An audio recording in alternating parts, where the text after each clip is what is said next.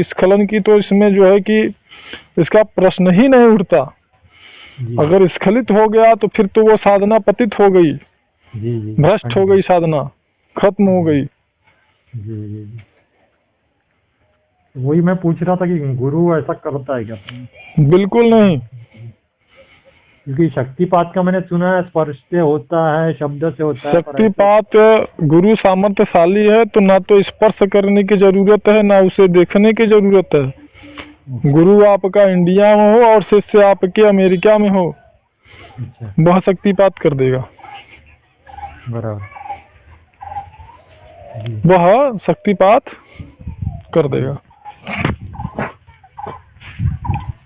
तो ये काम कौन कर सकता है? मतलब कोई वासना से प्रेरित होके उन्होंने किया होगा या जो बुरी शक्तियों के पुजारी होते हैं ना, वो लोग करते हैं इस काम को जी। जो जिंद, ब्रह्म राक्षस, ब्रह्मवीर, ब्रह्म पिशाच, चांडाल, मसानी वगैरह ये सब जो पूज के रखे रहते हैं ना, भैरव के भी करने वाले होते क्या ऐसे तांत्रिक? भैरव अथवा माता काली के जो ज्यादातर तांत्रिक अथवा पुजारी होते हैं, ये लोग ब्रह्म राक्षस, जिंद इत्यादि से कार्य ज्यादा लेते हैं जी, क्योंकि ये तामसिक गुण की इनमें प्रधानता होती है। तो आप जैसे शक्तियों के सानिध्य में रहते हैं, साधना उपासना में रहते हैं, वैसे ही मति आपकी बन जाती है जी। तो जैसी मति रहेगी वैसी आपकी गति रहेगी, वैसा आपका आचरण रहेगा, वैसा आपका व्यवहार रहेगा। बराबर। उसमें यह नहीं कहा जा सकता है कि इसने माता काली का उपासना तमो तामसिक जो है प्रवृत्ति से गलत है, अथवा भैरव जी की उपासना साधना तामसिक प्रवृत्ति से गलत है। गलत अपना भाव है,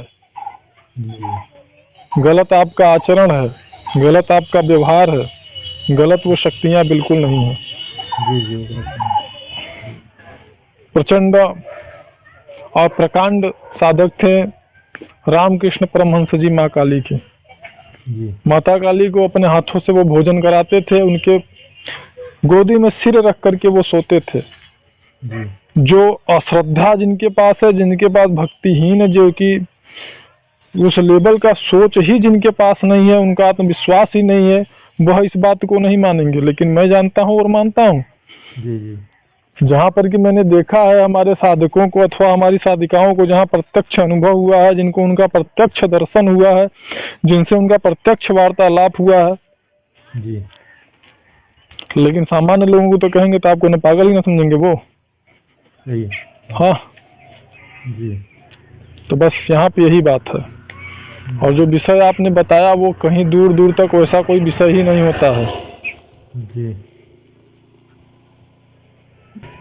पर वो जब कुछ, क्योंकि उनको भी दूसरे लोग जब गुरु मानते हैं, उनके कार्य उनके द्वारा हो रहे हैं, तो फिर वो कैसे वो शक्ति की वो ब्रह्म राक्षस से करते हैं या कैसे दूसरी शक्ति से करवाते कार्य?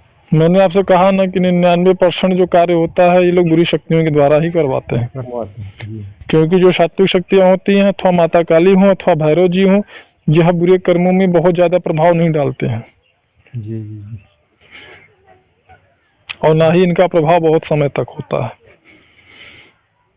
तो कभी मैं अब जैसे किसी स्त्री, किसी महिला, किसी माता को अगर कोई जो है प्रभावित कर दे, तो प्रभावित जो है उसको माता काली के प्रयोग से, भैरव जी के प्रयोग से कोई भी जो है वह प्रभावित करके सोचे कि उनके साथ अपना संभोग, अपना काम वासना की पूर्ति कर ले, तो वो संभव नहीं है, दूर दूर तक संभव नहीं है। और यदि कोई ऐसा करता है तो उसका सर्वनाश निश्चित है, शीघ्र अति शीघ्र।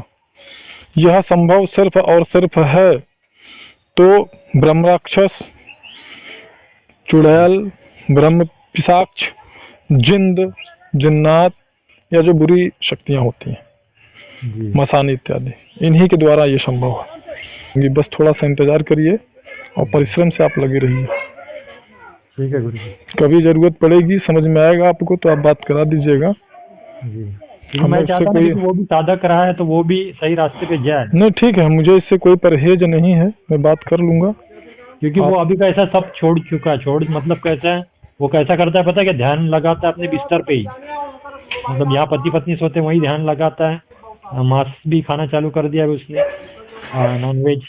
तो कहाँ एक वो ऐसी अवस्था थी उसकी, जब शादी हो रही थी उसकी तो रो रहा था कि मैं क्यों मेरे को शादी में डाल रहे हूँ। और आज उसकी अवस्था ऐसी हो गई है कि वो मांस भी खाने लग गया है, बिस्तर पे ही ध्यान लगाता है। मतलब कुंडलिनी जागृत तो हो गई थी। साधना शिविर बहुत अटेंड किया उसने, आसाराम बापू के ध्यान योग शिविर, उसकी जागृत तो हो गई थी, पर वो अभी एकदम ही अलग मतलब रास्ते पे है। नहीं ठीक है, पर समय मिलेगा जो है हमको बात करा दीजिएगा। जी हाँ। बस मैंने कहा ना कि आप जो कर रहे हैं उसको करिए।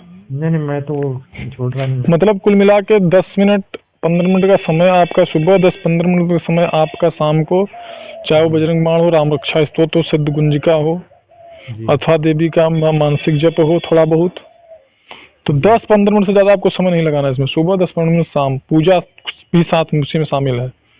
बाकी का पूरा समय आपको जो मंत्र है हाँ, उसके जाप में लगाना है, प्राणायाम में लगाना है, ध्यान। और 80% समय मतलब कह सकते हैं कि 70% समय आपको सिर्फ और सिर्फ अपने ध्यान में ही लगाना है। ज्यादा समय ध्यान में। जय।